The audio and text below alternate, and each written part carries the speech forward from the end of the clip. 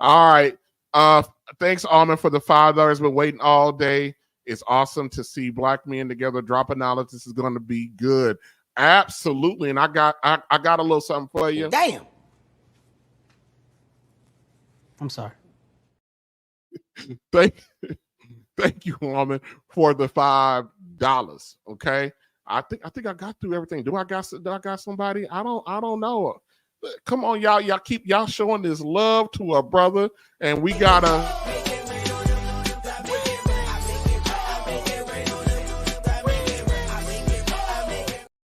All right, make it rain. Shout out to Messy Michonne with the $10 super sticker. Thank you, Messy Michonne, for stopping through.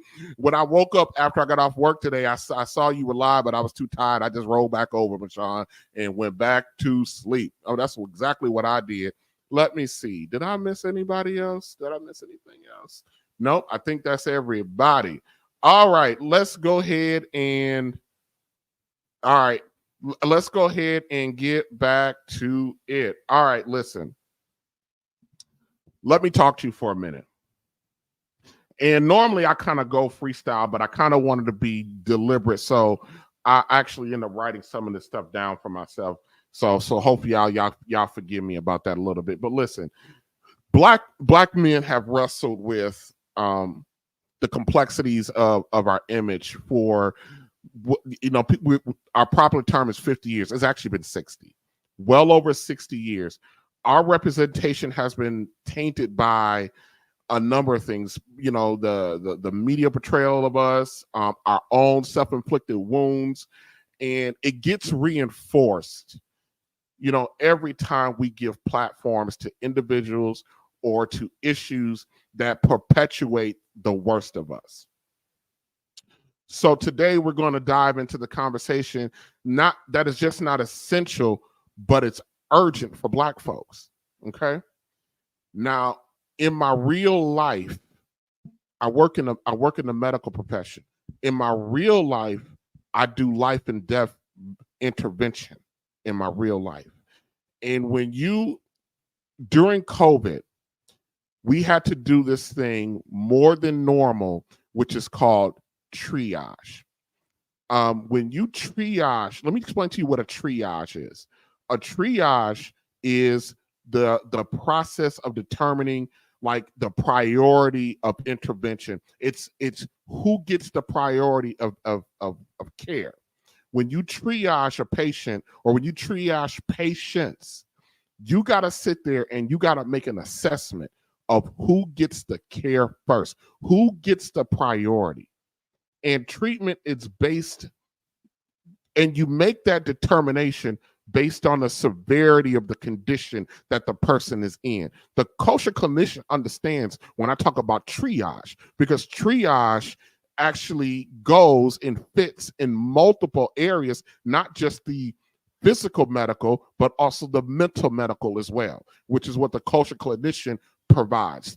Any kind of therapy or clinically based therapy, you also are going to have to triage, okay?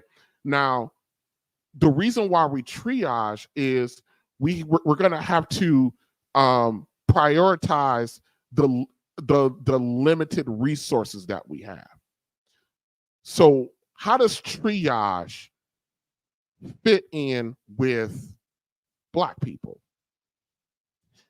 For those of you who've been rocking with me for a while, you've heard me say quite a few times, Black family or Black culture, or however you want to codify it, from my perspective, we're no longer failing.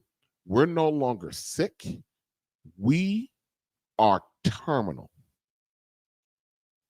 And from a medical perspective, we're not just terminal with one particular illness or disease or terminal disease.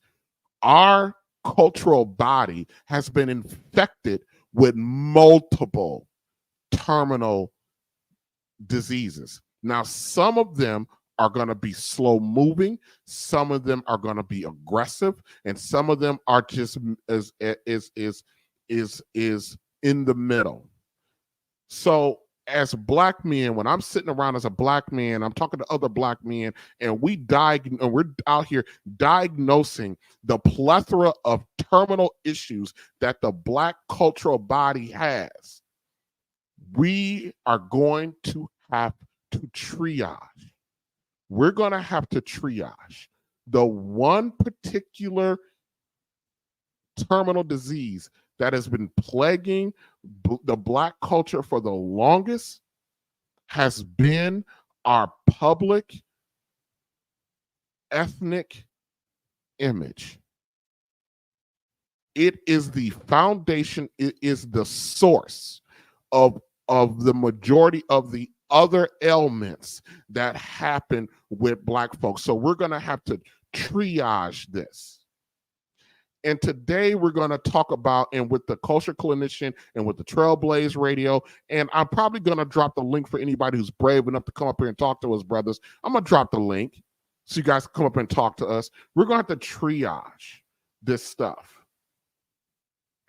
Now, we're discussing the importance of black men shaping and protecting our national ethnic image, and you're tuning into the Culture Clinician YouTube channel, the Trailblazer Radio, and the Real Bravado Network. But be sure to like, share, and engage in the chat as we develop this topic today. So, and if I'm talking too fast, y'all let me know. You know, historically, media and pop culture have often portrayed black men through a very narrow, sometimes distorted lens. And it's not just the media who's done that, but it's been done from within. It's been done from within our own women. And let me tell you guys something. Some of the fighting I've been seeing, some of the crap that I've been seeing being hurled at like Shannon Sharp and more specifically Deion Sanders from other black men about how they're doing stuff and they're and basically coming up. We also contribute to portraying a certain image or a certain narrative about one another. Now, these portrayals, while not always reflective of reality, can become an imprint to the collective consciousness of our society. Now, when you're talking about black men, and we started off the stream talking about what makes us remarkable, imagine the immense responsibility and power that black men hold in having to triage, isolate, and treat and reshape this narrative. When black men are actively engaged in defining and expressing and representing our authentic values and demonstrating what actual ambition looks like. And ambition doesn't always look like a brother who's earning $300, $400, $500,000 a year. You got to know that brother's story to be able to make an assessment if that brother is ambitious or not. And our ladies are some of our ladies are not qualified to assess the level of ambition that a brother has. Tonight, I'm gonna invite everyone, regardless of your background, regardless of your programming, regardless of your experiences, to really engage us in this conversation. Because when we talk about the national ethnic image of black folks, we're talking about something that impacts everyone with melanated skin. And the fact of the matter is, I cannot be the only one who's sick and tired of being sick and tired. While I understand the pull and the sensationalism of a Brittany Renner, and I'm talking about her specifically, but I'm talking about her behavior. While I understand that train wreck is not, it's hard to turn away from it. At what point are we all responsible for keep inviting the worst of what represents us and giving it a platform? Even, and I'm talking now specifically to the guys, to the men and the women who have the platform. Shay Sharp, 1.7 or 1.7 million viewers on Club Shay Shay. And I'm not singling out Shannon Sharp specifically. That's my dog. Love me some Shannon Sharp. But that doesn't mean you don't get to hold them accountable. Love Stephen A. Smith some days.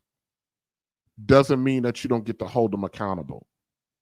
Doesn't mean if I see the culture clinician popping off with some garbage, don't mean I'm not gonna pull up on his stream and be like, yo, bro, what is this?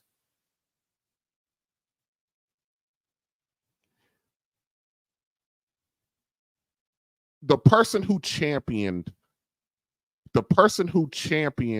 our image, our black male ethnic image the most was Kevin Samuels. The one who had and I always tell people, believe it or not, nothing Kevin Samuels said was new to black men. You know, it was just new to a lot of our sisters because you weren't accustomed to hearing it. But a couple years ago, the culture clinician and Kevin Samuels were on the Lapeef Network, and they were talking about this very issue. Now, Kevin kind of jumped a 23-year-old dude on that live stream, but I'm not going to really focus on the jumping of the young man. I'm going to focus on what the conversation was. And because the culture clinician was there real time, he's going to give us not only what he was thinking during that, but now what he sees now that it's about 2 years removed. Okay. So before we get into the Brittany Renner stuff, let's hear from, and shout out to the Lapeef Network for lending me this little piece of content. Okay. Hold on a second. Choose carefully what you wear and how you project it. And not to cut you, Sway, but I'm going to be honest with you. When I was 12, 13, 14 years old, for Easter and for Christmas, my mother and my uncles, because my father died when I was young, I got a suit. I was wearing a suit from I was 12 years old. So this thing about not everybody can wear a suit, everybody can wear a suit. You don't have to wear a suit every day of your life because may not be your craft on what you do. But every man should be able to own a black suit, a gray suit, or any other color that they might like for themselves. But you definitely must have at least 2 or 3 or 4 suits in your closet that you can go to a upscale affair if you have an invitation to go to such. I agree with you. It's not even an upscale. No. One second. No. You say no? No, it's not even an upscale affair. See, first of all, hey everybody, how you doing? How you doing, Kevin? Who's speaking? Kevin? Sway, how old are you? So I'll know who I'm talking to. I'm 23. All right. So if you went if you went in and you were up on murder charges and you had an attorney, would you listen to his advice or would you go on what you think? I would listen to my attorney's advice. All right. Well, as a professional image consultant who actually gets paid to do this, everything you were saying is what's wrong with the black male image. And I can produce any data that anyone wants with links to where young black men have done the own work of trying to see how differently they were treated by simply just dressing male appropriate. We have been in our community. I guarantee you this. I'm 52 years old. I grew up in the projects, single parent household, government cheese. If you want to match being broke, we missed legitimate meals. This generation, no offense, but y'all ain't missing no meals. And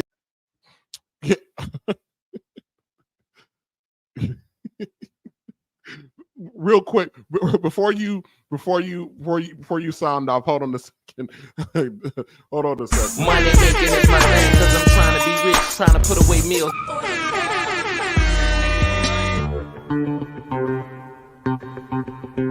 Here comes the money. Here we go. Shout out to My Sexy is Strong with the $20 super chat. Here we go. She threw that. She threw that dub down, didn't she? My goodness. One more time. Damn. Oh, thank you for the $20. My Sexy is Strong. Where you been? Showing love. Salute to you in the chat. Thank you for joining for joining us. And let's not forget here we go. The chief pharmacist of YouTube, pills, potions, and poisons. Play me some. You know what? Yeah. I'm gonna do something. Hopefully, I don't get copyright strike for this. Hold on. I'm gonna give you something. Hold on a second. I ain't gonna play.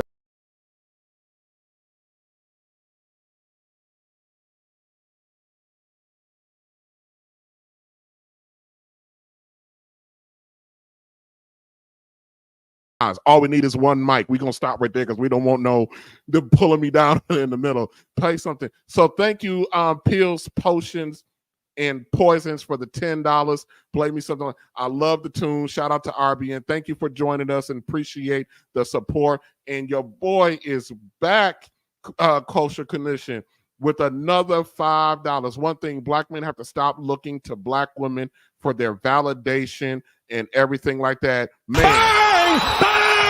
It's good. That right there. And let me tell you something before we cook on that clip. Let me put that back up, Gregory. Let me put that back up real quick. And I'm not making no excuses.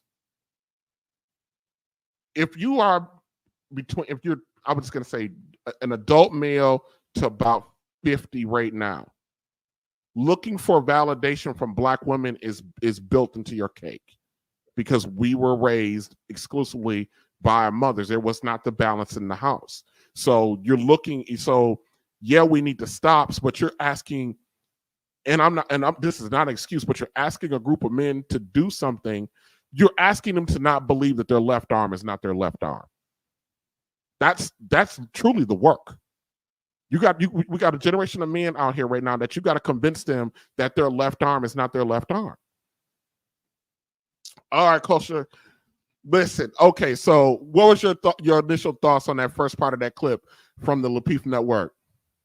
Well, first of all, I sent you the video about reclaiming the black male image. It's real short, about 3 minutes. So you can check your email. You can bring it up whenever you get ready. So I did send it to you. So check that out. So there's some truth. Two things can be right and wrong at the same time. I think that what Kevin said was spot on. I think every man should have at least one suit in his arsenal. But I think the young man perhaps felt that he was being attacked to some degree, So there's a generation gap between the older generation and the younger generation. But everything Kevin said was spot on. I do believe that every man should have a suit in his arsenal. Am I saying you got to wear a suit every day? No, I'm not saying you got to wear it every day. But you should at least have a nice suit or a blazer or some jeans in your arsenal. If you want to wear, streetwear, you flex it every now and then. But I think as a man gets older, he should personify what our ancestors personified. And many times you look at the black men from the 40s and 50s and the 60s, many of them had suits, that wore nice hats, they were sharp. My dad was like that. And so, it's a different generation, man. And, this generation, some, not all, but a lot of the Zennials, not Zennials, but Alpha Z and millennials, they're very sensitive. And anytime a person is coming from a place of love and respect, sometimes people interpret that as being crass or being callous, and that's not the intention. And like I said, many are not used to it, so they don't interpret what an elder is saying because there's a generation gap. And I went through it myself, being a former teacher, and then sometimes even now trying to being a therapist, trying to inculcate certain ideas.